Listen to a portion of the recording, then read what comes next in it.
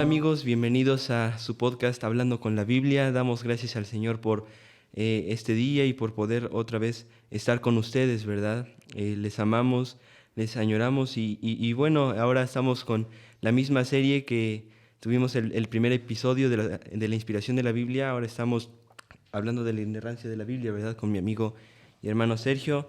Y bueno, este es un podcast, ¿verdad? Que quiere cumplir la comisión del Señor, que dice en 1 de Timoteo 4:6: al señalar estas cosas a los hermanos, serás un buen ministro de Cristo Jesús, nutrido con las palabras de la fe y la buena doctrina que has seguido. Entonces, pues, sin más preámbulo, dejo a Sergio que nos guíe en oración. Vamos a orar.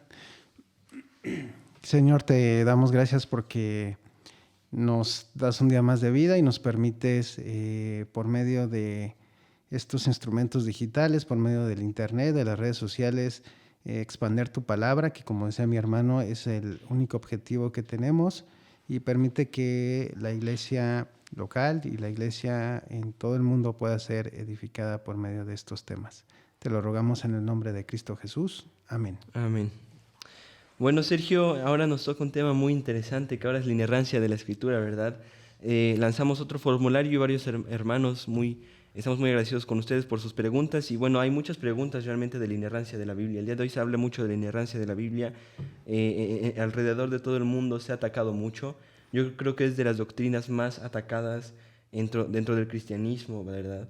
Y bueno, también vamos a tener la suficiencia de las Escrituras, la autoridad de las Escrituras posteriormente, pero ahora nos toca este tema muy interesante y también muy atacado. Entonces, Sergio, quisiera abrir el podcast preguntándote, ¿cuáles son algunas definiciones de términos de la inerrancia de la Escritura? Gracias, hermano, por la pregunta. Y antes de comenzar de lleno, quisiera retomar lo que comentabas de las preguntas para toda la gente que nos ve, e ir anunciando que vamos a tener la presencia del hermano Pak. Sí, Pak Lei Chong. ¿Pak cómo? Lei Chong. Lei Chong.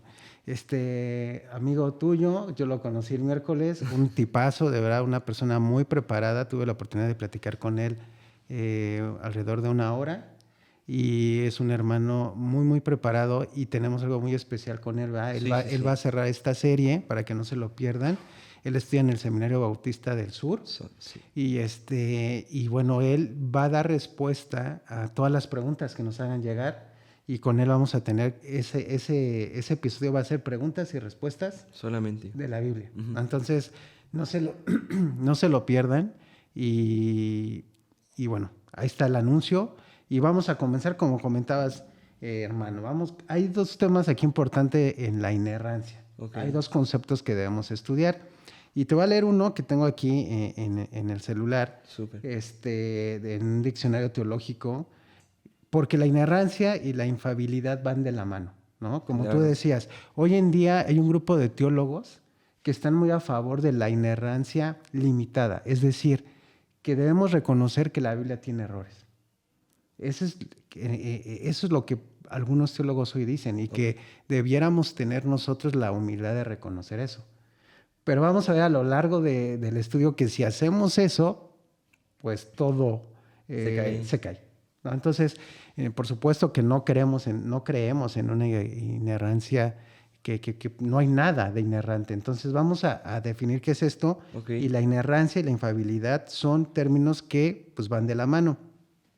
Dice, inerrancia e infalibilidad son vocablos parecidos, pero no sinónimos. Cuando decimos que la Biblia es inerrante, afirmamos que no contiene ningún error. Empezando por ahí. Uh-huh. ¿Qué es inerrancia? Es eso. Afirmamos que la Biblia no contiene ningún error. Pero cuando decimos que es infalible, afirmamos que no puede errar, lo cual es mucho más que decir que no tiene un error. Okay. No sé si alcanzan a ver la diferencia. La inerrancia es la Escritura no tiene un error. Uh-huh. La infalibilidad es que no puede errar. Es muy diferente. Sí, es diferente. Es muy diferente porque, es que esto es muy importante que lo expliquemos. Porque yo puedo escribir, tú puedes hacer una proyección matemática estadística y estar bien hecha. Pero a la hora de probarla, de hecho, en las pruebas estadísticas siempre hay un margen de error que se debe de dejar, porque puede errar. Uh-huh. Aunque el ejercicio esté bien hecho, al aplicarlo puede errar. Y la Biblia no. La Biblia tiene las dos sustancias. Está escrita sin ningún error y todo lo que tiene en su contenido no puede errar. Entonces, ¿qué nos dice esto? Que si nosotros vivimos a través de lo que la Escritura dice, no debemos errar, ¿no? Ujú. Nos equivocamos nosotros por nuestro pecado, Sí, claro. pero no porque la Biblia haya dado una instrucción que esté incorrecta. Sí, Entonces, hermanos, es bien importante que podamos entender esto, por eso leí esta definición, por eso son vocablos similares. Sí, La van de la mano. inerrancia no tiene ningún error. Para que pueda, la Biblia en toda no tiene ningún error.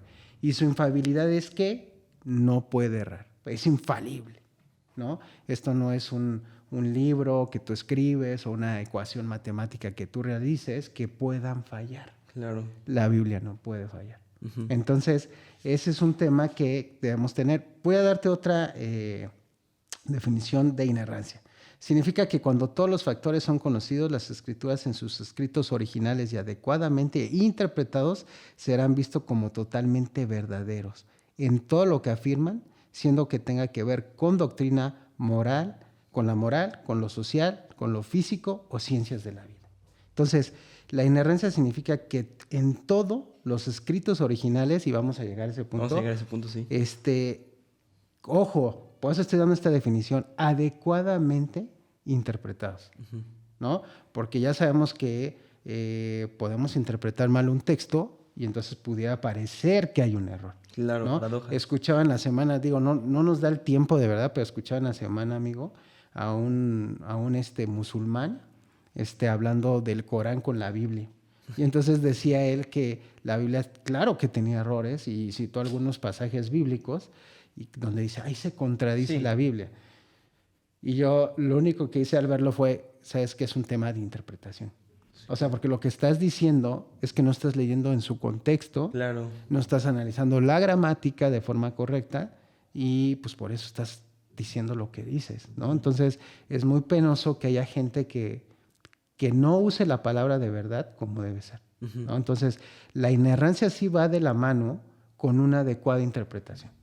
¿Estamos? Porque si no interpretamos bien, podemos hacer creer a la gente, a nuestra iglesia, que la Biblia está mal.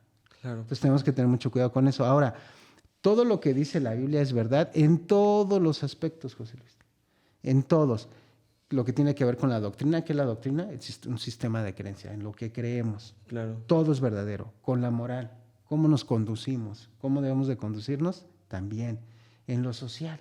Porque de repente dicen que cómo los cristianos podemos llegar a opinar en algún tema social, pues porque tenemos la autoridad de la Biblia para hacerlo, Sí. porque por medio de ella podemos ver cómo los gobiernos deberían conducirse y cómo debería ejecutarse las cosas, Claro. porque la Biblia tiene, en lo físico, quieren que hablemos de ciencia, la Biblia está llena de ciencia. Y ahorita vamos a hablar un poquito, lo que pasa es que no es un libro de ciencia, ¿verdad? Sí, claro. Pero la Biblia tiene ciencia. Pero lo que pasa es que para poder entender la ciencia de la Biblia hay que interpretar el texto bíblico.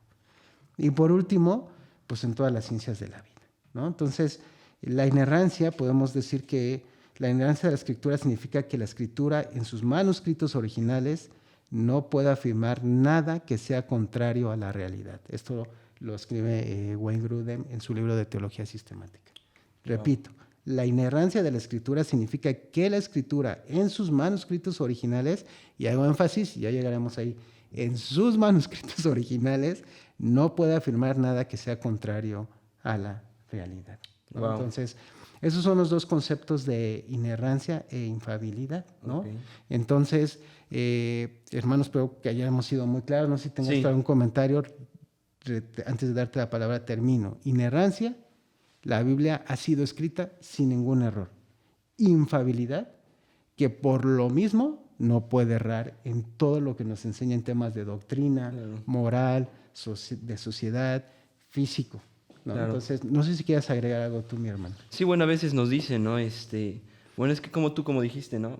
puedes opinar en algún tema, tanto de la sociedad como alguien que, incluso un pastor, ¿no? Que imagínate que un pastor o simplemente un hermano, ¿no? Que no está casado, ¿no? Y viene una pareja y le dice, bueno, hermano, quiero un consejo, ¿no? Pero, y termina diciéndole, bueno, ¿tú qué sabes? No te has casado, ¿no? Exacto. Pero bueno, tenemos realmente la autoridad de la Escritura. Y como tú dijiste, la infabilidad es lo que nos da este marco que no tiene errores, este marco que no va a errar, porque es la verdad absoluta de Dios. Y como dijimos en el podcast anterior, ¿no? La inerrancia, la infabilidad, la suficiencia, la autoridad, todos son caracteres que comparte la Escritura con su autor. Así es. Esto es muy importante. Eso es elemental. Sí, porque la Biblia también tiene atributos. Y estos atributos son simplemente un reflejo, ¿no? Un reflejo de la gloria de Dios, de la majestad de Dios, de la infabilidad de Dios, de la inerrancia de Dios, ¿no? De la suficiencia de la palabra de Dios. Entonces nada más podemos ver en la Escritura, ¿no? El carácter reflejado de Dios. Un carácter reflejado de Dios. Entonces esta es la máxima autoridad sobre la iglesia. Como dijiste, esto es completamente infalible.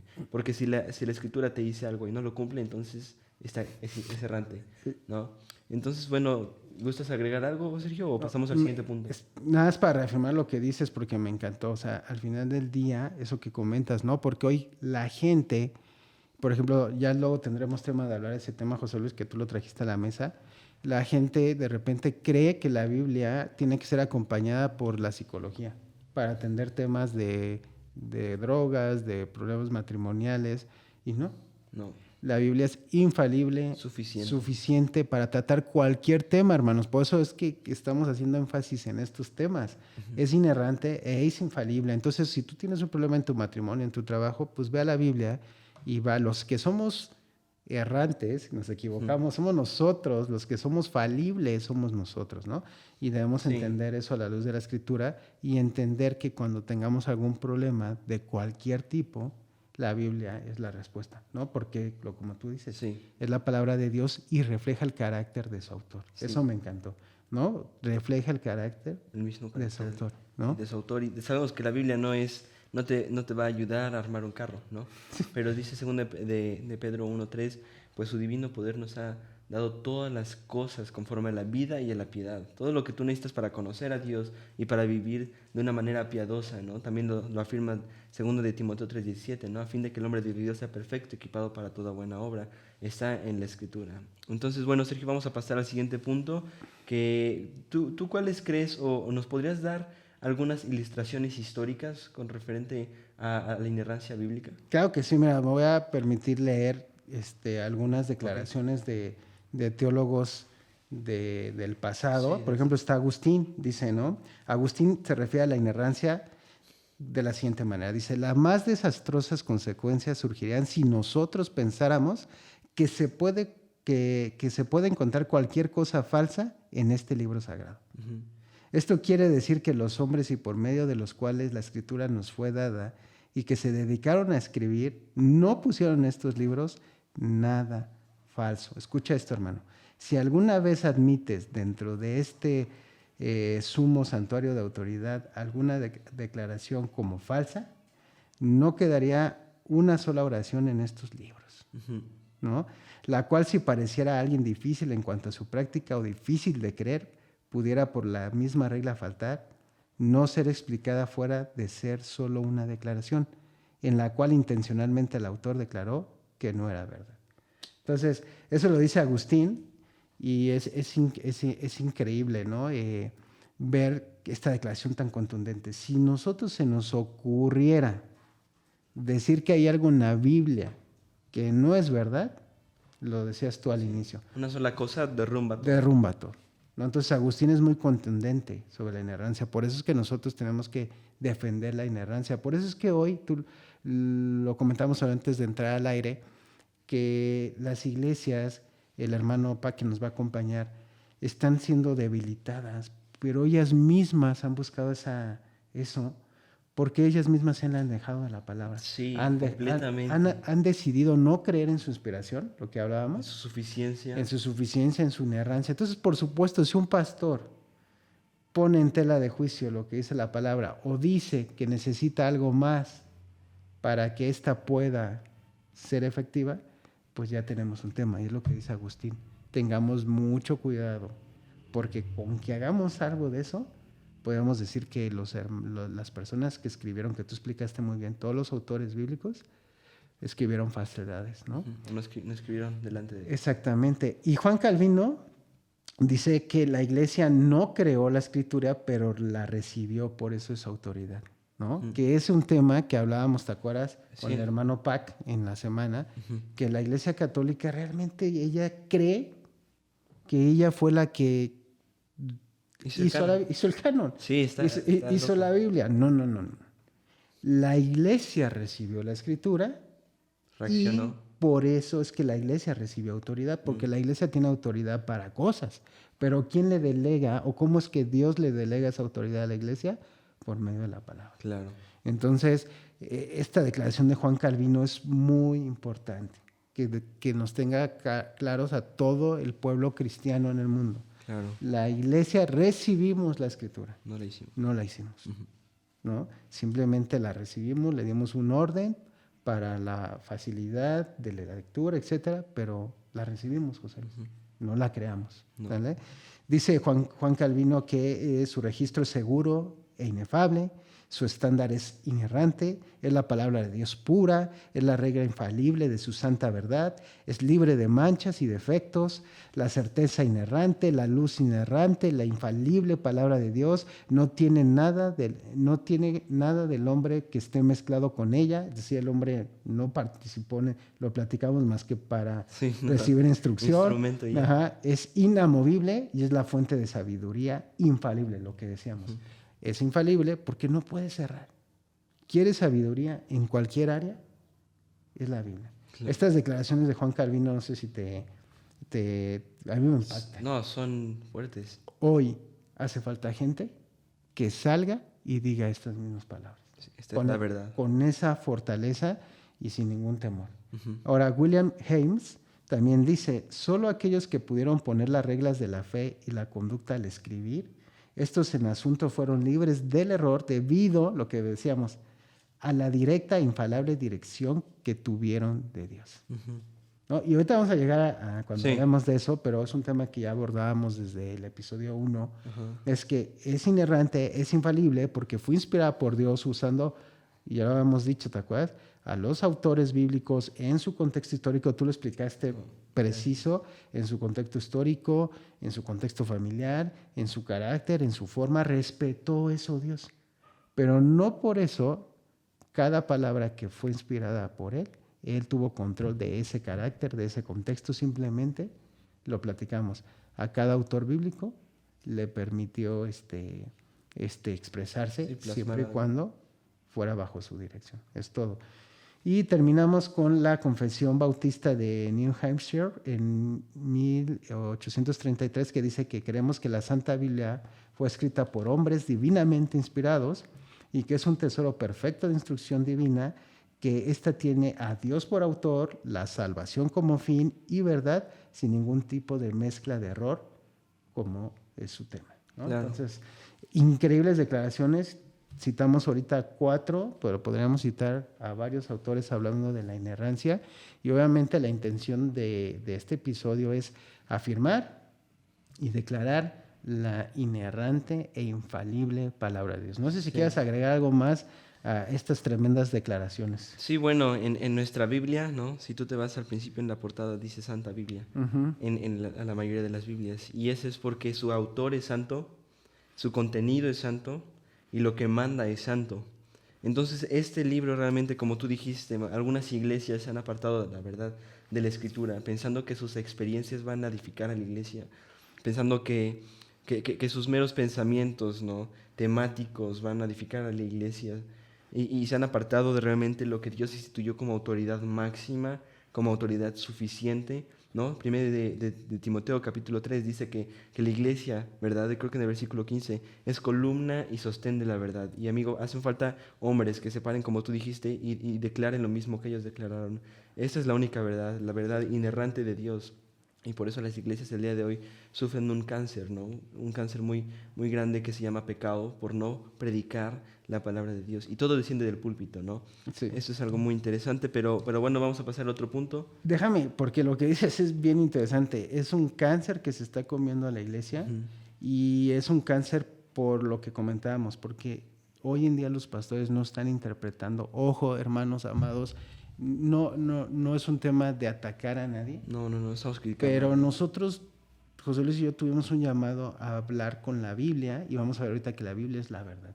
Entonces, cuando esa palabra de Dios no es correctamente interpretada, es incorrectamente aplicada. Ujú. Eso es un tema.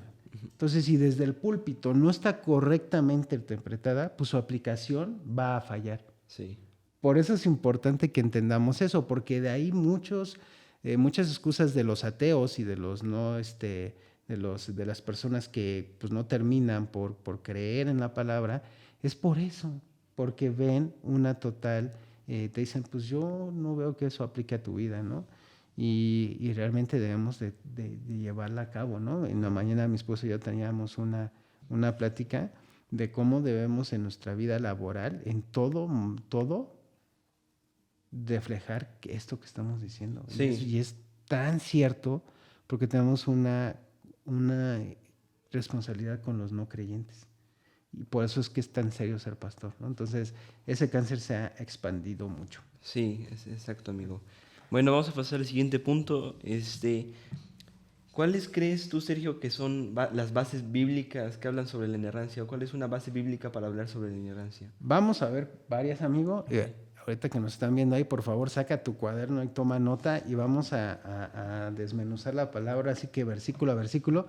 Y te voy a pedir, amado hermano, que me ayudes a buscar los versículos. Okay, sí, me ayudes claro. a leerlos. El primer punto, amados hermanos, amigos que nos ven, es que la base bíblica de la inerrancia la vamos a encontrar en su inspiración. Uh-huh.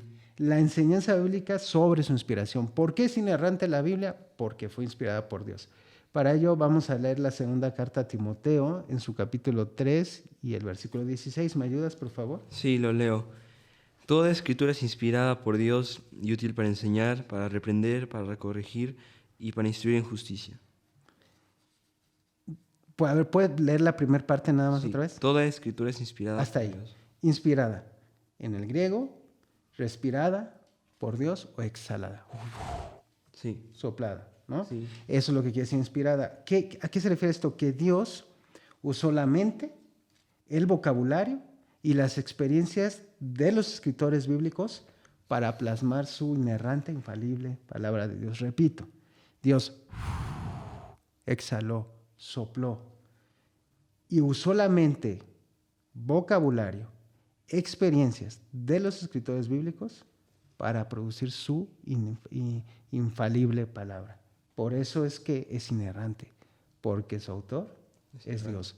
Y ya no vamos a entrar más a eso porque tendrán que ver el episodio 1, uh-huh, porque ya platicamos ahí largamente sobre cómo es que estos autores fueron inspirados, ¿no? Entonces, la primer base, amigo, es que es inerrante por quién es su autor. Y tú ya lo adelantabas hace unos minutos, ¿no? Su autor es Dios, Él la hizo, es verdad, ¿no? Uh-huh. Ese es el primer punto. Okay. Sí, no, es impresionante cómo la escritura comparte el carácter de Dios también, ¿no? Y esta palabra en el griego, como tú dijiste, es exhalada, ¿no? Uh-huh. Es theopneustos, y pues esto da así esa misma expresión. Y como tú dijiste, y como también, ¿no? Si no has visto el primer podcast, te invitamos, ¿verdad?, a ver el primer podcast que hablamos sobre la inspiración de la Biblia, porque toda la inerrancia, la infalibilidad, la suficiencia, la autoridad se basa en que realmente este libro fue completa y totalmente inspirado por Dios, no parcialmente, no solamente las ideas, exacto, sino gramaticalmente cada letra fue inspirada por Dios, ¿no? ¿Tienes otro punto de...? Completo control, hermano. Gracias por eso, ¿no? Y es que hay que volverlo a recalcar, ¿no? O sea, sí, claro, Dios controló la inspiración de la palabra. El segundo, tome nota, amados hermanos, es la enseñanza bíblica concerniente a su autoridad. La Biblia es inerrante porque Dios le da autoridad, ¿no? Dios la escribió, entonces tiene autoridad. Para ello te voy a pedir que me ayudes a buscar Mateo capítulo 5, versículos 17 y 18, Y vamos a hacer más énfasis en el 18, pero por favor ayúdame, José. Ok, así dice el Señor, no piensen que he venido para poner fin a la ley y a los profetas. No he venido para poner fin, sino para cumplir. Porque en verdad les digo que hasta que pasen el cielo y la tierra no se perderá ni la letra más pequeña ni la tilde de la ley hasta que toda se cumpla. Exacto. En estos dos versículos vemos algo muy importante, ¿no? Y aquí sí vamos a ponernos un poco teólogos. ¿Por qué? Porque lo que está haciendo aquí Jesús, amados hermanos y amigos, es afirmar la ley. Acuérdense que la ley y los profetas, en este contexto, pues hablamos de la interpretación, se refiere a todo el Antiguo Testamento. A todo el Antiguo Testamento. Entonces, Jesús, ¿qué está diciendo? Yo no vine a quitar el Antiguo Testamento. Ojo, les está hablando a los judíos. Yo no vine a hacer eso, sino al contrario. Dice en el 18, yo soy el cumplimiento de todo eso. Entonces, eso Jesús le está dando autoridad a toda la Escritura. Ah, sí. ¿Por qué? Porque él con estas palabras, reafirma y sostiene el Antiguo Testamento y además él cumple ese Antiguo Testamento a través del Nuevo Testamento. Veo que quieres decir algo, hermano. Sí, bueno, es que también hay algo muy interesante, amigo, que es la vista de Cristo sobre el Antiguo Testamento. La vista de Cristo sobre el Antiguo Testamento.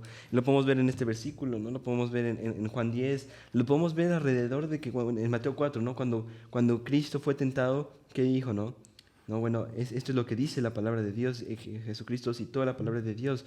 Entonces tú puedes ver realmente, ¿no? Hay una doctrina que se llama Jesus View of Scripture, y es esto mismo. O sea, realmente la visión de Cristo sobre la Escritura está por encima de nuestra comprensión, incluso por encima de lo que nosotros podemos realmente evaluarla. ¿Por qué? Porque Cristo atesoraba realmente en su corazón como un buen judío, pero principalmente como el mismo Hijo de Dios, diciendo esto, ¿no? Yo no he venido a abolir la ley que dice en Reina Valera, yo he venido a cumplir la ley. Y podemos ver esto alrededor también de los 4 evangelios de Pablo, y realmente su visión de la Escritura era completamente diferente a la nuestra, pero sobre todo era autoritativa, ¿no? Con eso que estás diciendo, es eso precisamente, es Jesús reafirmando el Antiguo Testamento, no lo viene a quitar. Por eso es bien importante, y hacemos énfasis, que cuando dice la Reina Valera, como dices, la ley y los profetas, ojo hermanos, en la interpretación correcta se refiere a todo el Antiguo Testamento, ¿vale? Al Pentateuco, a los libros proféticos, a los poéticos, a los históricos, todo eso, Jesús está diciendo, yo vine a cumplir todo eso. Y le da autoridad, que es lo más interesante. Y quiero tomar un tema aquí, no sé si tú ya lo viste en tus clases en el Instituto de Expositores. Sí hay una verdad bíblica, hermanos, que el Nuevo Testamento tiene autoridad sobre el Antiguo Testamento. Por lo que acabas de decir, por lo que dijimos. El Nuevo es el cumplimiento del Antiguo. Exacto.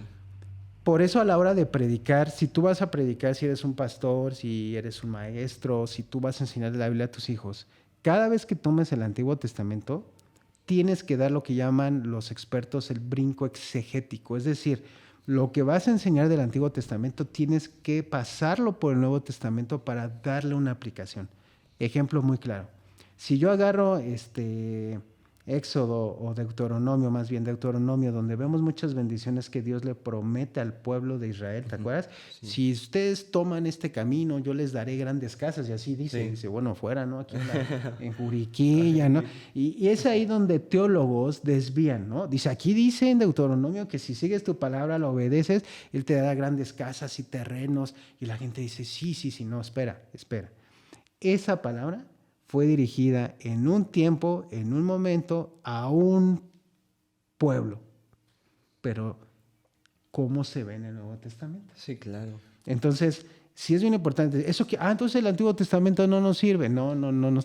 El Antiguo Testamento tiene que verse a la luz del Nuevo Testamento para darle una aplicación correcta. Porque si no, estamos cerrando en la interpretación y entonces vamos a llevar a que nuestros hermanos cometan errores. Entonces, quería hacer como ese paréntesis muy importante, amigo, porque es importante entender esta parte de la biología. La autoridad del Nuevo Testamento sobre el Antiguo Testamento es real. Los dos son mismos inspirados, tienen la misma autoridad que les da Dios, pero sí todo lo que queremos decir con la autoridad del nuevo sobre el antiguo es que todo lo que está en el antiguo tiene que verse con los ojos del nuevo, porque Cristo cumplió eso, ¿no? Sí. Pero al mismo Cristo aquí está dándole toda la fe y legalidad al Antiguo Testamento. Claro. ¿No? No sé si quieres comentar algo. Sí, bueno, o sea, por ejemplo, ¿no? En Éxodo, cuando, bueno, Jehová los iba a sacar de Egipto a Israel, que en el día de Pascua, les ordenó, no maten un cordero, ¿no? Uh-huh. Y después tú ves en Hebreos 10 cómo Cristo es el cumplimiento de esto, y que al final los sacrificios del Antiguo Testamento, y esto es algo muy importante, muchos dicen, cubrían los pecados, pero esto es una herejía. Hebreos capítulo 10, versículo 3 dice que realmente estos quitaban. ¿Por qué? Porque era una figura directa a lo que iba a venir, al Mesías prometido que Dios había prometido desde Adán, cuando ellos pecaron, ¿no? Que se le llama el protoevangelio. Exacto. Desde que ellos pecaron, dice que Jehová mató y bueno, y cubrió realmente su desnudez, ¿no? Después en el 3:15, ¿no? Cuando ellos también, cuando Dios está reprendiendo, le dice a la mujer, de tu simiente saldrá alguien, ¿no? Y tú le dirás en el talón y él te dirá en la cabeza, ¿no? Entonces simplemente tú puedes ver que el Nuevo Testamento es el cumplimiento perfecto del Antiguo Testamento. Y tú puedes ver otra evidencia de la inspiración de las Escrituras, es la unidad que se mantiene todo el tiempo. La unidad que se mantiene todo el tiempo. 3 continentes distintos. Más de 40 autores, más de 1500 años, y todos concluyendo en algo, no es algo como muy que puedas tirar a la basura y decir, bueno, es que no, me lo paso, ¿no? Es algo que debes de tomar en cuenta para decir, ciertamente, solamente una mente que esté por encima del tiempo, que esté por encima de los autores, pudo hacer un escrito unificado que culmine en una persona y que haga lo que dice hacer, ¿no? Entonces, me encanta eso que acabas de decir, unificado. Perdón, más que cada vez que intervienes es tan bueno.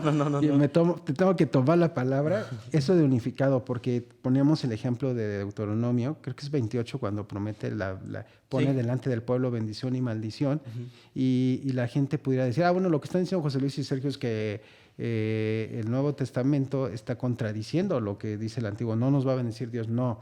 Estamos diciendo que tienes que entender que esas bendiciones, cómo se ven a la luz del Nuevo. En el Nuevo Testamento Dios ha prometido en Mateo que busquemos primeramente el reino de Dios y su perfecta justicia, y todas las demás cosas serán añadidas.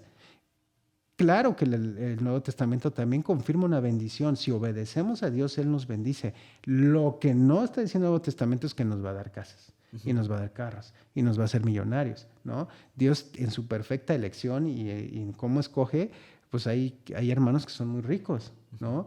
Y ellos tendrán una responsabilidad delante de Dios, pero eso no quiere decir que tenga que hacer a todos ricos, ¿no? Es que yo lo obedecí, pues ¿por qué no no tengo tal, ¿no? Y entonces no, hay que entender bien eso, porque como tú dices, hay una perfecta unidad desde el Génesis hasta el Apocalipsis, y ninguno de los dos se contradice.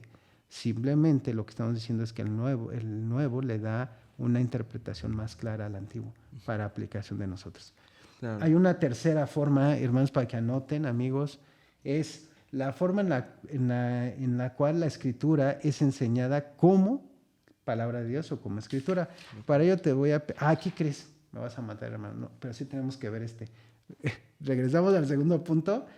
Ayúdame a buscar Juan 17, porque esto es bien importante, hablando de la autoridad, porque Jesús hace una declaración muy potente ahí. ¿Me ayudas a leer? Sí. Santifícalos en la verdad, tu palabra es verdad. ¿Lo puedes decir las últimas dos? Sí, tu palabra es verdad. Está, ¿no? La santificación solo se alcanza por la verdad. Aquí la revelación en ese tiempo que quería hacer Dios es que ahora la santidad la vamos a alcanzar por medio de su palabra. Es bien importante entender eso. Ellos vivieron en ese contexto con Jesús, entonces Él era la revelación especial. En ese momento estaban delante del ser más santo, Dios encarnado, y Él era la verdad. Por eso yo soy el camino, la verdad y la vida, ¿no? Pero esa verdad ahora que está contenida en la palabra de Dios. Entonces, esto que dice Jesús es muy importante. Tu palabra es verdad, ¿no? Y eso le da autoridad a la palabra. Ahora sí. No podía no decir eso. La Escritura es enseñada como Escritura, ¿no? Entonces vamos a ver que al momento de hacer el estudio de la palabra de Dios tenemos que ver palabras porque algo nos quieren enseñar. Es lo que está diciendo Sí, la palabra de Dios. Dice, inciso A, o los que les guste tomar. Hay instancias donde todo el argumento de un texto descansa en una sola palabra. Me ayudas a buscar Mateo 22 y versículos 42 al 44. Sí, ahí ya los tengo. Por favor. Dice, ¿cuál es la opinión de ustedes sobre el Cristo? ¿De quién es hijo? De David, le contestaron ellos. Jesús les dijo, entonces, ¿cómo es que David en el Espíritu lo llama Señor? Diciendo, dijo el Señor a mi Señor, siéntate a mi diestra hasta que ponga a tus enemigos debajo de tus pies. Pues David lo llama Señor, ¿cómo es él su hijo? Y nadie le pudo contestar ni una palabra, ni ninguno desde ese día se atrevió a hacer más preguntas a Jesús. Exacto, ¿no? Ahí la palabra clave es Señor. Uh-huh. Lo que nos está mostrando aquí es que la escritura se enseña como escritura, como palabra. Se le llama esto la predicación expositiva, ¿no? Entonces, en estos dos versículos que acabas de leer, la palabra clave es Señor. Uh-huh. David, porque le decían a los judíos, ¿cómo es que se dice que es hijo de David, no? Uh-huh. Pero tú y yo entendemos que Dios hizo una perfecta planeación donde genealógicamente 14 generaciones. Iba a llegar por medio del linaje de David. Ajá. Porque iba a llegar a los judíos, ¿no? Pero jamás Jesús se refiere a él como si él fuera hijo de David. Lo que está diciendo, por eso es que David les dice a ellos, ¿cómo es que David me llama Señor? Uh-huh. Porque obviamente David, inspirado por el Espíritu Santo, entendía que él era el Señor, ¿no? Entonces, pues no es hijo de él, no viene de él, es el Señor, ¿no? Entonces, la Escritura tiene que entenderse así. A veces el texto descansa en una sola palabra, ¿vale? El segundo es que a veces el texto, el argumento depende del tiempo del verbo. ¿Me ayudas a leer ahí en Mateo 22, versículo 32? 32, sí, dice...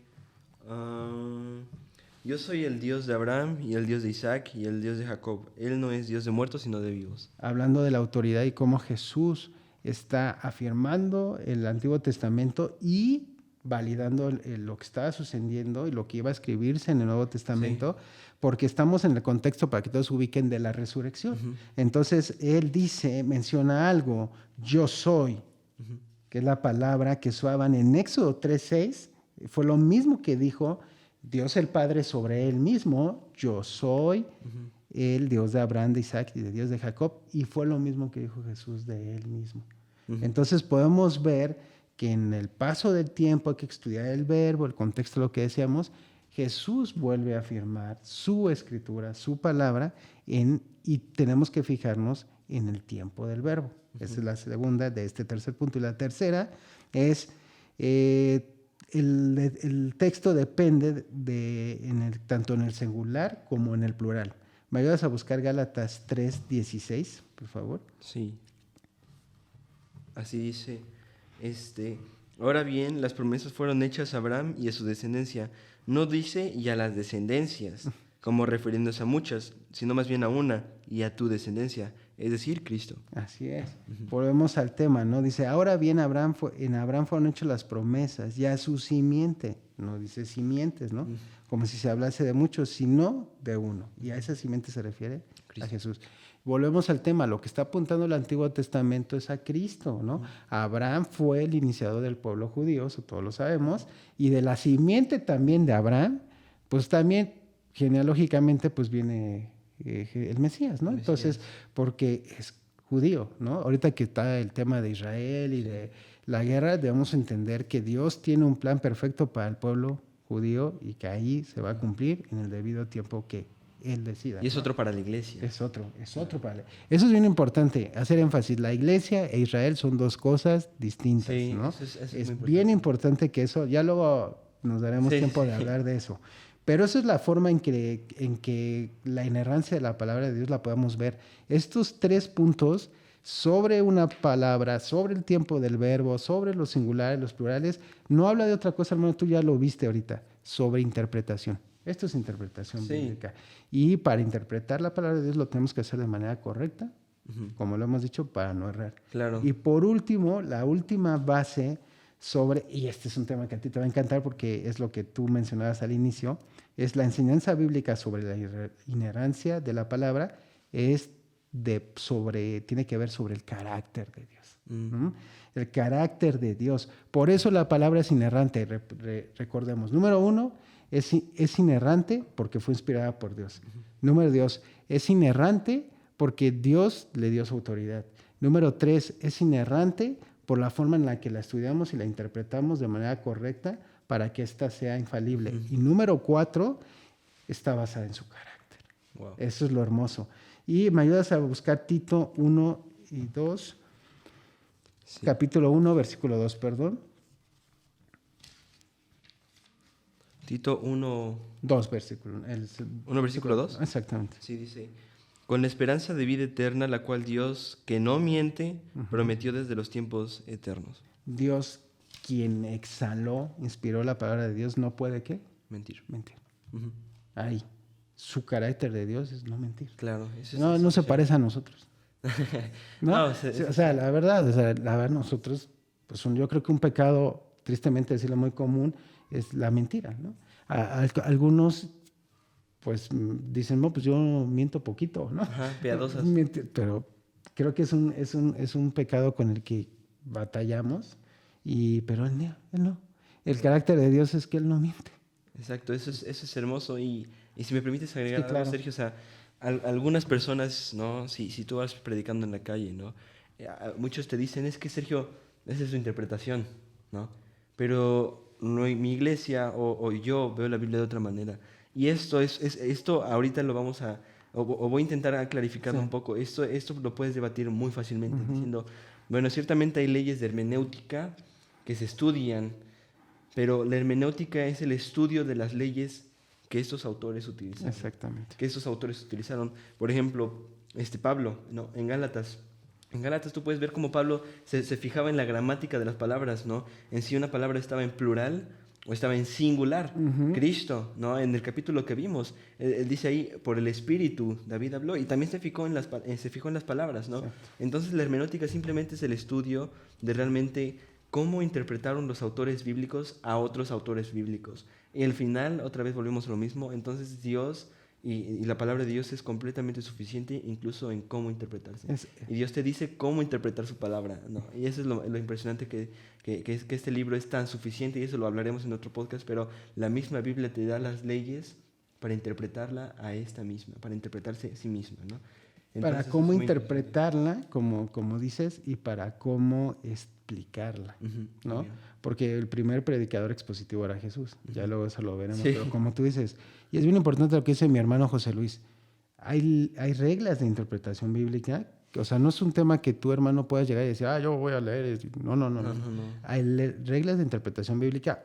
Aunado a eso, una de las funciones del Espíritu Santo es la iluminación de su palabra. No revelación. No, la iluminación. El Espíritu Santo es el que te ilumina para poder entender esas reglas y para poder interpretar la palabra de Dios. Sí, claro. ¿No? Que fue el punto que acabamos de pasar, ¿no? Sí. Una palabra, el tiempo verbal, el plural, el singular de todo, porque es importante entender a la Escritura como Escritura, ¿no? Y de ahí viene su inerrancia, ¿sale? Y en esto lo que tú dices, entiendo el punto que pusiste en la mesa es para decir, Dios no puede mentir, ¿no? Porque hay que tener una buena interpretación de la palabra. Ahora, otra característica del carácter de Dios, dice que Dios es Dios el Hijo, quien llevó la verdad, es quien llevó la verdad a la memoria de los escritores del Nuevo Testamento. ¿Me ayudas a leer Juan 14:6? Sí.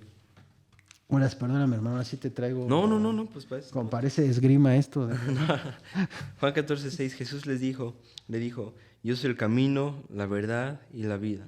Nadie va al Padre sino por mí. Y ahí la palabra clave es que el Hijo llevó la verdad, nos trajo la verdad. La verdad encarnada. La verdad encarnada. Entonces, ¿no puede mentir? Pues no, porque Él es verdadero. Él es la verdad. Él es la verdad, ¿no? Entonces, cuando alguien me pregunta, ¿y qué es la verdad? Jesús es la verdad, ¿no? Que no hay mentiras en una verdad. Número 3 del carácter de Dios, el Espíritu Santo, es el agente de la inspiración, es verdad. ¿Me ayudas a leer la primera carta de Juan en su capítulo 5, versos 6 y 7? Sí, amigo. Mira, dice, este es aquel que vino mediante agua y sangre, Jesucristo, no solo con agua, sino con agua y con sangre. El Espíritu es el que da testimonio, porque el Espíritu es la verdad. porque tres son los que dan testimonio en el cielo, el Padre, el Verbo y el Espíritu Santo. Y esos tres son uno, y tres son los que dan testimonio en la tierra. Así es, ¿no? Entonces el Espíritu Santo, el Hijo y el Padre están en armonía. El Padre no miente, el Hijo es verdad y el Espíritu Santo es verdad, ¿no? Y estos tres son uno, ¿no? Entonces forman la famosa Trinidad, el Dios único. Entonces, si el Espíritu Santo fue el agente de inspiración de la palabra de Dios, pues ahí tenemos otro tema, es verdadera, porque el Espíritu Santo es verdadero. Sí. Y por último, es más, había otra enseñanza, perdón, ya ves, ando ahí de chismoso. Dice, las escrituras siendo exhaladas por Dios deben ser verdad. Y ya lo leímos, Juan 17:7, tu palabra es verdad.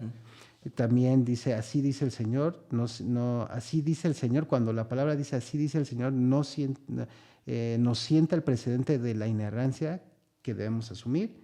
Y número 6, el testimonio de Jesús a la absoluta confiabilidad del texto, Juan 17:7, no hay errores demostrados en la Biblia, ¿no?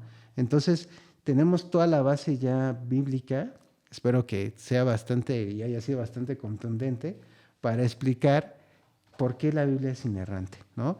Es inerrante porque es inspirada, porque tiene la autoridad de Dios, porque es la escritura, se tiene que interpretar correctamente y porque contiene todo el carácter de Dios que ya vimos que se resume en que no miente, que es verdadero y que las tres personas de la Trinidad contienen estas características, claro, y por ende nos da como resultados un texto sin error, una palabra de verdad. En eso terminaríamos ese punto.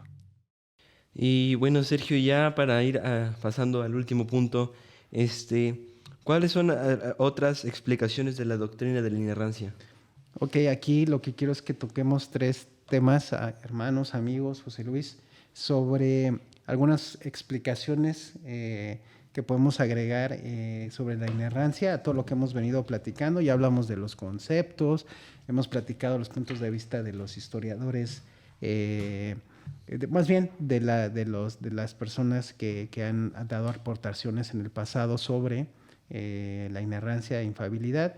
Ya dimos toda la base teológica, pero creo que es muy importante que expliquemos tres puntitos muy claritos de la inerrancia, okay, por el tema de que es atacada, ¿no? la palabra de Dios, y por qué mucha gente, hoy lo que hablábamos al inicio, porque muchos, incluso pastores, teólogos, sí, inexplicablemente empiezan a querer aceptar que la Biblia tiene errores y vamos a ver que no es así, ¿no? Y el primer punto para llegar de lleno, porque hoy en día hay un personaje que no voy a decir su nombre, que en lo particular, a nivel académico, a nivel profesional, deja mucho. Es un joven muy preparado y da muchos temas muy, muy interesantes de economía, de política, de liderazgo, de finanzas, etcétera. Pero él, como él dice, firmaron, de hecho, amigo, un podcast hablando él con un historiador del problema de Israel con Palestina, okay, y él claramente dice, ¿no? Yo no voy a abordar el tema religioso, no lo voy a poner en la mesa, simplemente voy a hablarlo desde un tema materialista. O sea, en pocas palabras está diciendo, el tema espiritual, a mí no me interesa si la Biblia dice que esa tierra es de Israel, porque Dios se la dio. No me interesa, ni siquiera lo creo, ¿no? Yo creo que esa tierra la quiere Israel como Palestina, como cualquier otro, por la riqueza. Entonces, todos sabemos que esa parte de Medio Oriente representa, no quiero decir un dato errado, pero no sé cuántos del PIB mundial, ¿no? Sí, claro. Una gran parte. Pero pues por supuesto, ¿no? Porque dice la Biblia en el Antiguo Testamento que sería la leche donde fluye, ¿qué? Leche y miel. Esa es la tierra que le iba a dar, pues es obvio. Si traducimos acuérdense que la Biblia tiene figuras literarias, si traducimos eso a nuestro idioma es Dios diciendo, les voy a dar a mi pueblo escogido un lugar donde haya petróleo, haya gas natural, haya... fructífero. Exacto, ¿no? Y bueno, este personaje omite eso, porque todo lo quieren aterrizar, es a lo que quiero llegar, desde un punto de vista de lo que ellos pueden comprobar, desde lo que ellos pueden ver, ¿no? Entonces, muchos teólogos han mordido eso. Es que no lo veo. Como no lo veo, como no lo puedo experimentar, no lo creo. Y entonces queremos poner a Dios en nuestra cajita, en nuestra miserable cajita de explicaciones. Siempre les digo, es como querer querer compararnos nosotros con una hormiga, ¿no? Una hormiga jamás nos entendería, porque es una hormiga, ¿no? Así nos vemos nosotros igual queriendo explicar a Dios. El ser humano queriendo explicar a Dios se ve, amigos que nos ven, que no sean creyentes, se ven como una hormiga queriendo explicarte a un ser humano. O sea, es imposible, Sí, ¿no? claro. Entonces, un punto es ese. La inerrancia es atacada porque dicen que no puede demostrarse científicamente y nosotros decimos que sí. O sea, no puede demostrarse científicamente la inerrancia. ¿Por qué? Porque todo lo que está escrito aquí, hay libros históricos, proféticos, poéticos, pero no hay nada que podamos meter a un laboratorio y volverlo a hacer, ¿no? Claro. Jesús no puede volver a nacer en el sentido de por María, en el tiempo, y no no lo podemos volver a crucificar porque ya fueron eventos pasados. Entonces no hay forma de comprobar científicamente eso, pero yo que me dedico a la docencia, es como, pero eso no implica que no sea verdad. Ese es el punto a lo que quiero llegar. Es como cuando un alumno me dice, profe, llegué tarde, 10 minutos, deme chance, es que mi camión no pasó o se descompuso y tuve que subirme al otro. A ver, que es como si yo le dijera, a ver, repite todo de tal manera que yo lo vea para que te crea. No, pues hay un tema que pues le tengo que creer, ¿verdad? O sea, si él me dice que eso pasó, pues yo le creo, ¿no? Porque al final el hecho de que yo no lo haya visto no quiere decir que no haya sido así. Claro. Entonces, este es el primer punto que yo quiero dejarlo, es sobre la inerrancia. Efectivamente, no la podemos poner en un laboratorio científico a la escritura. No podemos poner a Juan, a ver si es cierto que te inspiró, Juan, a ver, escribe otra. Pues no, porque La creación. Juan, exacto, no va a ser otra vez la creación Dios, ¿no? A Juan no lo podemos revivir nosotros para que vuelva a escribir sus cartas o el Apocalipsis bajo la inspiración de Dios. Entonces, pues sí. ¿No, claro, hermano? sí, no. Es un tema que debemos entender claramente, ¿no? Y este libro de teología del The Master Seminary y del pastor John MacArthur lo explica muy abiertamente, ¿no? Definitivamente la inerrancia no puede ponerse como hacer un método científico. Sí, o sea, repetitivo, ¿no? Repetitivo, ¿no? Pero, sin embargo, podemos encontrar muchas pruebas que se han hecho, que es verdad lo que pasó, ¿no? También existe esa otra parte, claro, que por ejemplo hoy no se ha encontrado la tumba de Jesús, ¿verdad? Ni el cuerpo, pues no lo van a encontrar porque no está, ¿no? Él resucitó, ¿no? Entonces, pues es una prueba tangible de que no. Encontraron hace poco ahí cerca de Israel los restos o parte de lo que parece el Arca del Pacto, ¿no? Ya algunos han encontrado rastros de la Arca de Noé.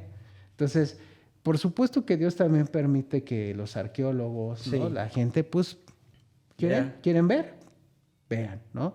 Pero el tema es ese, que el problema del hombre es que alrededor de la vida siempre quiere ver para creer, porque queremos aterrizar todo a nuestro pensamiento. Por eso hablé citando a esta persona, ¿no? Porque el ser humano se cree tan Dios, quiere ser tan Dios, que no hay nada fuera de él para él, mientras él no lo puede explicar.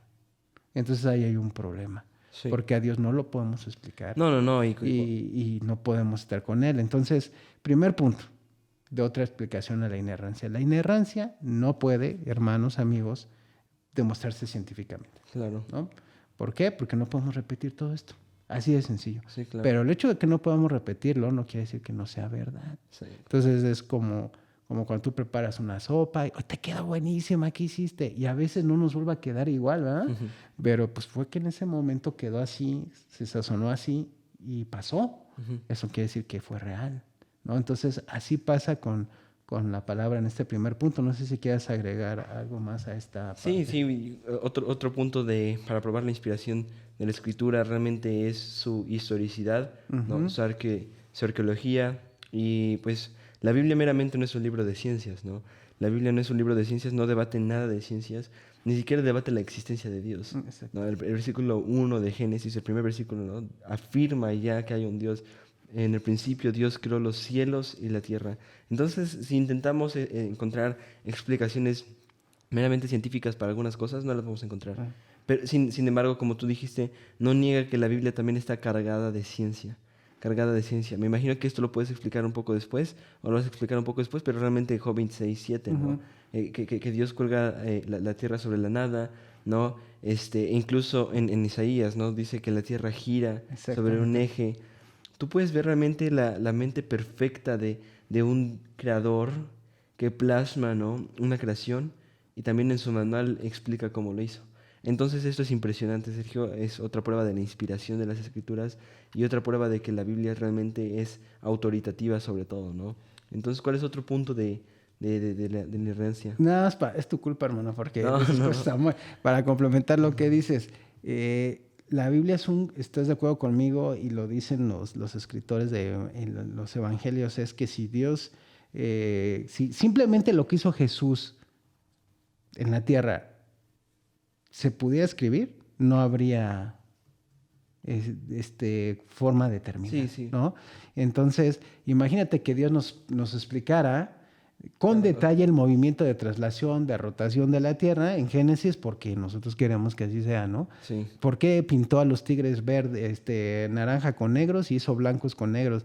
O sea, sí nos entienden, hermanos, amigos. O sea, Dios, No debate como eso, dijiste tú, no, simplemente lo hizo así y se acabó lo afirma. y ya lo afirma y es todo. O sea, porque si tuviéramos que, o Dios tuviera que explicarnos todo eso, pues no, hombre, la Biblia, si de por sí no leen, hermano, ¿no? No leemos. Oye, imagínate una biblioteca que enorme, pues menos, ¿no? Entonces, al final del día, Dios, en su revelación natural, deja claro que la creó. Ujú. Punto, ¿no? Entonces, el segundo punto, que es un tema mucho de preguntas, es la inerrancia se aplica a los autógrafos. Los autógrafos son los originales, ¿no? Lo que directamente escribió el apóstol Juan, Moisés, cada uno de los escritores, esos son los autógrafos. Y esos, de una vez vamos a decirlo, esos son los que son inspirados, Ujú. ¿ok? Lo que nosotros tenemos son copias De lo inspirado. de lo inspirado. Y tú lo mencionabas, no recuerdo si ya estábamos al aire o fuera del aire, pero tú mencionabas perfectamente que obviamente puede que de cada traducción, cada copia, pues vaya algo de error, ¿no? Humano en el Una escrito, traducción. pero tenemos comprobado, y voy a leer este parrafito, sí, para todos los hermanos, dice, los datos que hoy disponemos permiten afirmar a los eruditos textuales que las traducciones actuales se realizan sobre un texto que presenta más del 99% de los autógrafos originales. Entonces, ¿cuál es la certeza de que las copias vienen del original y que por ende ese original estuvo inspirado? Es el 99%. Porque hoy en día, no puedo leer todo el texto, hermanos, pero ya no tenemos los originales, eso es No. una realidad. Esos ya no los tenemos. Tenemos copias de los Ujú. originales. Y esas copias del original son 99% exactas. Y a eso se le llama la doctrina de la preservación La bíblica. preservación de la palabra. Sí. Entonces, que tú tocaste un poco de ese Un tema poco. y lo podemos tocar más adelante, pero es perfectamente como Dios en su providencia, que es otro aspecto teológico, en que Él sostiene todas las cosas, es la providencia que Dios sostiene las cosas, Él ha preservado su palabra, aun cuando los originales ya no están con nosotros, estas copias tienen un 99% de fidelidad. Ujú. Entonces, si las traducciones vienen de ese 99%, podemos confiar en ellas. Ujú. Pero ojo, no son inspiradas. O sea, esta Biblia que En tú Nueva Biblia de las tienes, Américas no es inspirada. no es inspirada. Lo que está inspirado es el texto. Se tradujo de lo inspirado, ¿no? Exactamente. Entonces, ese es un punto muy importante, hermanos. Y todo esto lo pueden decir historiadores, especialistas en escritura, eruditos textuales, sobre que es increíble cómo Dios ha preservado esto, ¿no? Sí, Y realmente si pensamos en libros tan viejos como La Odisea, y otros libros, caray, si esos el humano los ha preservado, ¿no? El caballo de Troya y todo eso, pues Dios, que es dueño de la palabra de Dios, pues con mucho más razón va a tener una preservación, ¿no? Entonces, ¿qué quieres? ¿Te gustaría agregar algo, amado hermano? sí, bueno, Isaías 48, ¿no? Dice, Se seca la hierba, se marchita la flor, pero la palabra de nuestro Dios permanece para siempre. Y estaba leyendo un libro y decía, realmente la Biblia es el único imperio que ha perdurado por sobre todos los imperios. Exacto. O sea, y esto no se debe a nada meramente humano, sino simplemente a un Dios fiel que si inspira un libro, lo va a preservar. Lógicamente, si Dios inspira un libro, lo va a preservar. Y ahora, en los temas de los manuscritos originales sí fueron inspirados, ¿no? El manuscrito de Pedro sí fue inspirado, Claro. el manuscrito de Juan sí fue inspirado.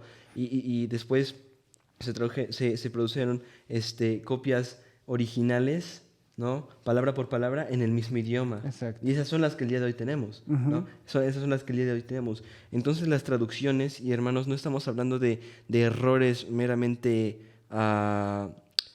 teológicos con respecto al carácter de Dios. Por ejemplo, lo platicábamos en el anterior podcast, ¿no? No estamos hablando de que en un libro diga de que Dios es justo y en otro diga que Dios es injusto. Estamos hablando simplemente de palabras gramaticalmente mal traducidas, como lo dijimos en el anterior podcast, ¿no? Siervo, que en realidad debería de ser esclavo. En Romanos también vemos otra, ¿no? Entonces simplemente tenemos una traducción, porque los traductores, ¿verdad? Ellos no fueron inspirados. Cuando ellos tenían el escrito original aquí y el inspirado, con copias del inspirado, y cuando tradujeron realmente, ¿no? Para armar su traducción, ellos no estaban siendo inspirados por el Espíritu Santo, Exactamente. simplemente estaban traduciendo lo inspirado. Exacto. Y ahora, Sergio, hay algo muy interesante, ¿no? Que te dicen, bueno, es que cuando tú vas a predicar, es que la Biblia ha pasado miles de traducciones, ha pasado, entonces lo que tú tienes es al final una traducción de una traducción de una traducción. Pero esto, Sergio, es ilógico. ¿Por qué? Porque tú puedes ver realmente que los que traducen la Biblia no se van a otras traducciones. Exacto. Se van realmente al original. Al original. Y eso comprueba el punto que tú dijiste, 99% de acertitud, ¿no? Con respecto a los manuscritos originales. Y vemos el carácter perfecto de Dios que preserva su misma palabra, ¿no? Indudablemente, y por eso, hermanos, no podemos poner en tela de juicio eso, ¿no? Ahora, es un tema importante, esto en el seminario yo creo que igual también a ti te lo han comentado. Sí tienes que tener mucho cuidado qué tipo de traducción vas a usar, Claro. qué versión, es tu responsabilidad. Por eso es que los predicadores, y es un mensaje a las personas que predican, los pastores, deben de hacer el esfuerzo. Así me enseñaron a mí, así lo hago cuando tomo el púlpito. Ni siquiera tomo la Reina Valera ni la Biblia de las Américas. Tienes que tener en tu computadora o alguna versión de la Biblia en sus idiomas originales. Interlineal. Y tú hacer la traducción, ¿no? Directamente del texto para que tú mismo, desde el original, puedas tú traducirlo y entonces ya puedas tú darle un sentido. Eso es un proceso de predicación expositiva, de cómo preparar un mensaje, ¿va? Nada más les estoy compartiendo un pedacito. Yo traduzco del griego o del hebreo y de ahí veo qué traducción se apega más a eso. Y entonces esa es la que se usa ahora. Por historia y por recomendación de teólogos, las dos mejores versiones para predicar, y ya tómenlo ahí, es la Reina Valera y la Biblia de las Américas. Claro. ¿No? Esas son las dos mejores para estudio y predicación. Si ya tú vas a usar la nueva versión internacional o nueva traducción viviente o todas estas versiones, porque como tú decías, el traductor quiso suavizar alguna palabra, quiso hacerla más fácil, de más fácil acceso a personas que a lo mejor no están tan educadas, Sí, ¿no? O al contexto, nada más ten cuidado. Sí. ¿No? Ten cuidado de no desviar la intención del mensaje, porque ahí sí vienen errores. Y eres culpable delante de Dios. Y Sí. Sergio, déjame comentar algo, que de esto también son muy responsables los pastores. ¿Por qué? Porque las ovejas no van a tener tiempo en la semana para sentarse 8 horas a ver lo que un texto significa en el hebreo y en el griego. Exacto. Entonces, si el pastor no está siendo diligente, ¿no? En su tiempo a solas con la palabra, con Dios, ¿no? Porque todo conocimiento aparte de la palabra, sin estar de rodillas, es vano, ¿no? Entonces, el pastor es completamente responsable, primeramente delante de Dios, de aplicar la hermenéutica que Él nos dio en los autores bíblicos y de realmente exponer la misma palabra de Dios a los congregantes, ¿no? Y como tú dijiste, bueno, estas dos versiones son geniales. Yo personalmente tengo la convicción de que las traducciones dinámicas no les podemos llamar palabra de Dios. Okay. ¿Por qué? Porque son traducciones que el autor no busca el original, sino busca la idea del original y lo parafrasea en sus palabras. Entonces no está traduciendo algo, simplemente está parafraseando algo escrito originalmente. Entonces MacArthur lo dice, ¿no? Esos son meramente comentarios. Claro. O sea, termina siendo como si tú te compraras un comentario de la Biblia, termina siendo lo que realmente puedes interpretar y lo que realmente tú quieres darle un sentido al texto, pero no es el texto. Exactamente. Entonces, en eso, hermanos, nada más hay que tener cuidado. Claro, mucho cuidado. Y mucho cuidado, y los pastores, como tú dices, a mí luego me pone la piel de gallina cuando escucho un pastor, oh, terminé de escribir un mensaje ayer en la madrugada, y digo, Dios, lo hice de un día para otro, Dios, o sea, sí hay que ponerte a temblar porque pues requiere mucho estudio, como tú decías. Nada más quiero leerles un poquito más sobre las traducciones. Dice, las traducciones pueden cotejarse fácilmente con un texto crítico para confirmar cuán fielmente vierten los autógrafos bíblicos, o sea, es decir, los originales, ¿no? Puede pues decirse que, como tales, las copias y traducciones reproducen fielmente la inerrante palabra que consignaron en su origen los escritores divinamente inspirados. El proceso de copia, supervisado por Dios, preserva la inerrancia. Las traducciones pueden llamarse, fíjate aquí el pastor MacArthur, y tú podría discutir contigo ese punto, dice, las traducciones pueden llamarse palabra de Dios siempre que reflejen fielmente el contenido de los autógrafos originales. No, creo que ahí más bien MacArthur te afirmó, ¿no? Entonces, las traducciones pueden llamarse palabra de Dios, y quédense con eso, siempre que reflejen fielmente el contenido de los autógrafos originales. Que lo que platicamos, las que más lo reflejan, por estudiosos, la Reina Valera, la Biblia de las Américas. Si tú quieres usar otra, nada más con mucho cuidado. Entiendo, yo lo hice, hermano. Tengo de traducción la NBI. Me gusta la NBI. Cuando mi hija era más pequeña, pues sí hay palabras que de repente me decía, papá, pues eso, ¿no? Entonces como que sí te ayuda un poquito a como que el niño vaya, ¿no? Pero ya después de que adquieres cierto nivel en la escuela, por eso la escuela es importante, educativo, que vayan, entonces, ¡pum!, ya le dejas ir lo fuerte, ¿no?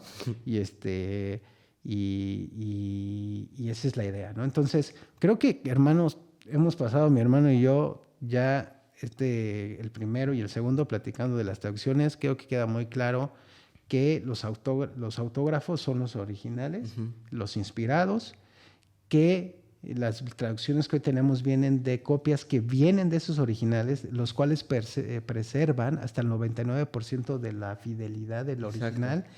Y las traducciones, como leímos, siempre y cuando respeten la intención del original, podemos decir que es palabra de Dios. Si tu palabra, si tu Biblia que tienes, que hay tantas ahora, no respeta eso, podemos decir, como bien decía José Luis, tienes un comentario, tienes un buen cuate con buena intención, pero que le ha quitado la intención, y eso es lo grave, ¿no? Eso es lo grave. Y eso es, cuando tú tomas eso como palabra de Dios, puedes caer en un error muy grande. Exacto. En un error muy grande. Encontrar más errores, ¿no? Que gramaticales, ya más de idea. Porque si tú intentas dar una idea, la das con palabras. Porque algunos dicen, bueno, es que tal vez yo le cambio las palabras, pero es la misma idea. Perdóname, pero es que si tú le cambias las palabras, vas a dar otra idea. Si tú le cambias las palabras, vas a dar otra idea. Y entonces son falibles los autores. Claro. Entonces no son inspirados ellos, ¿no? Y a cambiar las palabras deseas, puedes manipular. Sí. ¿No? Entonces, hermanos, volvemos al tema. La Biblia no es inerrante. Lo que somos inerrantes somos nosotros al interpretarla mal y a usar traducciones que no debemos. Entonces tenemos que tener mucho cuidado en su interpretación, que ya pasamos un rato platicando sobre este punto, cómo es importante su interpretación para que pueda conservar su inerrancia e infalibilidad. Tú, pastor, maestro, papá, si no le dedicas tiempo al estudio de la palabra fielmente, vas a errar. No la Biblia, tú, ¿no? Entonces pasamos al último punto, mi hermano, de esta explicación. Ya vimos que efectivamente la inerrancia no la podemos demostrar científicamente, pero eso no quiere decir que no sea real, ya lo platicamos. Ya platicamos que los originales son inspirados y no tienen ningún error, que las copias tienen un 99% de fidelidad, y de ahí vienen todas las demás traducciones, y que hay que tener cuidado. Entonces, por supuesto que es inerrante su palabra. Y el último que queremos dejarles el día de hoy es que La inerrancia permite el lenguaje corriente. Y cuando hablamos de lenguaje corriente, es un lenguaje, pues como coloquial, por así llamarlo, el lenguaje que nosotros usamos en su tiempo. Tú mencionabas Job 26:7, si me puedes ayudarlo. Sí. Y luego si me ayudas también con Josué 10:12-13. ¿Te leo Job 26:7? Ajá, 26. Dice, Él extiende el norte sobre el vacío y cuelga la tierra sobre la nada. ¿A qué se refiere eso? ¿No? O sea, es un lenguaje que en ese momento, volvemos al tema, Dios lo quiso que Job lo escribiera así, en el contexto de Job. Cuelga. Pues ya sabemos que la Tierra está en el espacio, ¿verdad? Y que tiene movimientos de rotación, de traslación que permiten su funcionamiento, ¿no? Y hay reglas de la física que pues, permiten que eso pase. Pero como tú decías, hermano, aquí la Biblia no va a ponerse a hablar de leyes de la termodinámica ni de la gravedad. No. Dios no hizo su palabra para darnos clases de eso. Para eso Dios permitió y le ha revelado al hombre, por favor, científicos, maestros que nos ven, lo que tú enseñas, déjame decirte algo con toda autoridad, lo que tú enseñas es algo que Dios reveló y le permitió al ser humano conocer para que tú lo explicaras, nada más. La física, las leyes de la física, de la química, todas las leyes de la naturaleza han sido hechas y determinadas por Dios. Que Él haya compartido el conocimiento con nosotros para entenderlo en un aula de clase, eso es otra cosa, sí, claro. Y es una gran bendición. Por eso les decimos a todos los cristianos, la escuela no es una opción, debes estudiar porque te va a ayudar a entender cosas, ¿no? Por ejemplo, este texto. Pero aquí, pues Job no se puso a decir, bueno, es que según la ley tal, ¿no? ¿Verdad? Él simplemente dijo, cuelga.